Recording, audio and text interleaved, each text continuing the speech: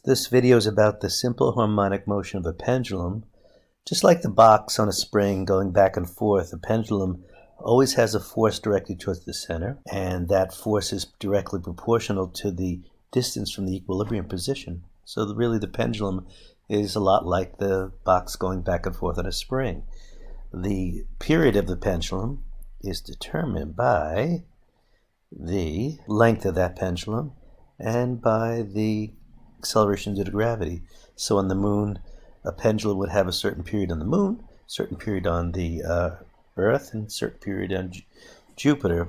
But the equation for the period is 2 pi radical L over G, where L is the length of the pendulum,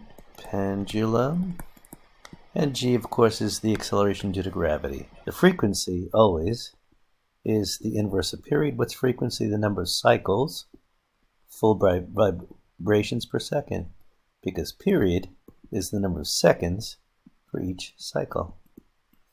So how do you get the frequency? Just find the period and invert it. Let's find the height of a pendulum. Well, you remember this. The height of a pendulum. This is L, and this is the height of the pendulum right here. So you probably remember this from the beginning of the year. The height of the pendulum is L minus L cosine theta if you are given this angle. So you can look at your notes early in the year to see how we derive that. Tough problem here. Pendulums pull back at an angle of 10 degrees from the vertical and reaches the lowest point with this velocity. What is the frequency? Well, I know if I want frequency, I need the period. And if I want the period of a pendulum, I'm going to need the length. Typically, you know, the acceleration due to gravity, they say it's, if they don't say it's on Earth, you assume it is. If they say it's on the moon, then you'll be given the acceleration due to gravity of the moon. So if I'm to get the frequency, I have to get period. Let's see what we got here. And I need the length. How am I going to get the length? So as soon as you know that you have velocity and, you know, you're probably going to bring kinetic energy into it, because the kinetic energy at the bottom always equals the potential energy at the top. Now mgh, that's just L minus L cosine theta, because we just said that h is L minus cosine. So we see that the m's cancel out, and so 1/2 v squared, which we know equals g L minus L cosine theta. So we can see that we can get L if we just plug it in. So 1/2 v squared is 2 meters per second squared. Okay, times g, we can use 10 meters per second squared. Let's take out the L, 1 minus cosine theta. All right, so 1/2 of 2 squared is 4, so 2 equals 10 times L times 1 minus cosine theta. Let's get the old, so 10 degrees, so let's go cosine 10. So when you work that out, work out the math, you get 13 meters. Now we need a little more room.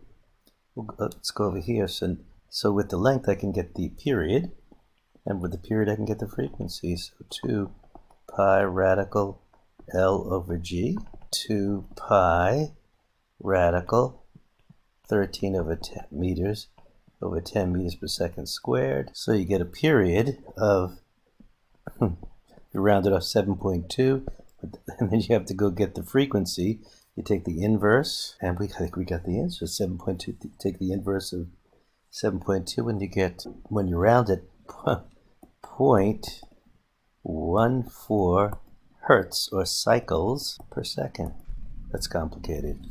That's a lot to, as a first problem, it's not a good, very good first problem, but boy, it'll make you think. These are better first problems.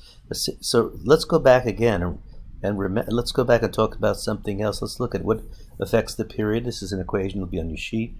The length in the G. You know, it doesn't affect the amplitude. Now at first you think, well, if I pull a pendulum back really far, its average speed will be pretty high. But you know, if you pull it back really far, the distance will be greater, and it cancels out. So amplitude does not affect the period of a pendulum, so that'll always be a wrong choice. Amplitude. Let's see what over here. A simple pendulum oscillates with a period t. Let's get rid of that. Yeah, period t. If the mass of the pendulum is doubled, what's the new period? Well, what's not in the equation? T is 2 pi radical L over G. You know what? Mass is not in there.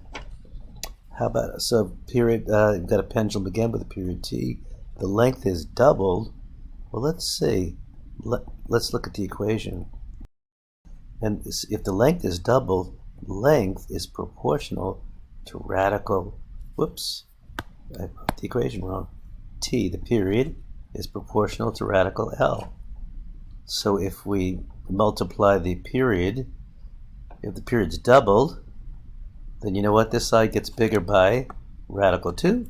And if the right side gets bigger by radical 2, the left side gets bigger by radical 2. And you want to know something? This answer is supposed to be D. I think this 2 is D. But you know what? I think it should be this, and I think this just got messed up. It's radical 2. I'll have to fix that on your sheet. So this just got mixed up. But if this gets doubled, then remember the double's in a radical, so the right side changes by radical 2. The left side's the answer is radical 2, even though your sheet is messed up. We'll have to fix that. The length of a single pendulum, if it oscillates with a period of 2, okay, just a plug-in actually. So the period is 2 seconds. 2 pi, what's the period? What's the length? We're allowed to use 10 meters per second squared. Let's divide both sides by 2 pi. What do we get there? 0.31847 equals radical L over 10. We've got to square both sides. Let's square the left side and the right side. And you get 0.1014 equals L over 10. Let's see what we got here. And the answer is choice B. 3 is B, yeah. So, because you multiply both sides by 10, then you get 1.104. All right. So you've got a pendulum, mass M, and attached to vertical string L. The object moves to a height of 0.2. That's the picture says. When the ball is released from rest, maximum speed. So we know there's a conservation of energy here, and that the PE, just like the other example, the PE here equals the KE here. It's called the conservation of energy. So let's see what we got here. mgh equals 1/2 mv squared. If I want to find the velocity, I'm thinking of KE. So we cross out the m's. And GH is 1/2 mv, 1/2 v squared. So we use 10. The height is 0.2. And 1/2 v squared, this is just 2, equals 1/2 v squared. Multiply both sides by 2, and we get v squared equals 4, and the square root of 4 is 2, so 4 is B. Okay, this looks like it all got doubled as well. See, all these get, okay, so that's funky, isn't it? Okay, let's figure this out anyway. Simple pendulum, mass M, vertical string L. String is displaced to the right by an angle theta. When the pendulum is released from rest, what is the speed at the lowest point? Well, this is again just 1/2 the kinetic energy at the bottom equals the potential energy at the side. The m's cancel out, so 1/2 v squared equals gh.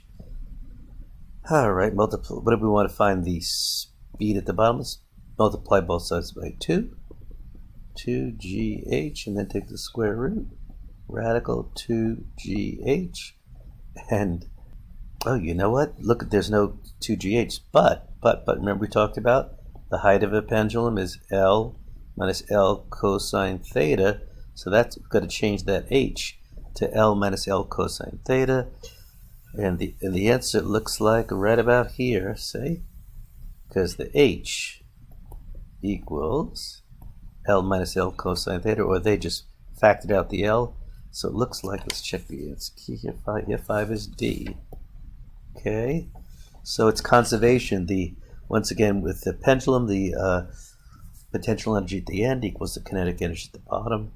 And you have to do that. H equals L minus L cosine theta. And of course, H equals L. They did over here. And this got duplicated. I don't know what happened there. And I think we're up to some, let's see what we got here. Maybe we'll knock off this page. Now we're back to a body oscillating on a frictionless surface. It's in simple harmonic motion. It bounces back between negative A and positive A. Those are the amplitudes. What is the elastic potential energy? It's a function of time, PE. So, what do we know? When has it got the most PE? Here, PE max, and PE max. So when it's got the positive and negative A, it's got the greatest PE, and it's got the least PE in the middle. So which one is that? 6 is A. So the least, so PE max at the end at positive and negative A, and PE 0 in the middle. There's no potential energy in the middle. I think maybe we'll stop right there.